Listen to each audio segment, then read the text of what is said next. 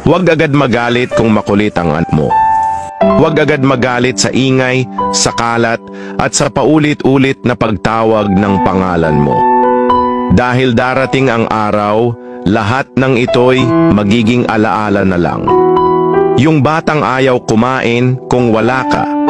Yung iyakin na gusto'y lagi mo siyang karga, yung kulang ka sa tulog dahil sa paulit-ulit na pag-iyak. Balang araw, titigil ang lahat ng yan. Tatahimik ang bahay. Malinis na palagi ang sahig. Maayos na palagi ang kama. Wala nang sumisigaw ng mama o papa sa gitna ng gabi. Darating ang araw, matututo na silang tumayo sa sarili nilang paa. Magkakaedad na sila. Mag-iiba na ang takbo ng oras at bubuo na rin sila ng sarili nilang mundo, ng sariling pamilya.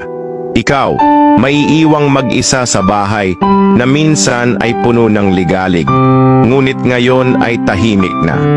Kaya habang bata pa sila, habang nandyan pa sila't ikaw pa ang takbuhan at superhero nila, damhin mo ang bawat ingay, mahalin mo ang bawat kalat, palampasin mo ang bawat kakulitan, dahil ang mga ingay at gulo na dinadanas mo ngayon sa kanila, yun din pala ang magpapaalala sa'yo kung gaano kanila kamahal pagdating ng panahon.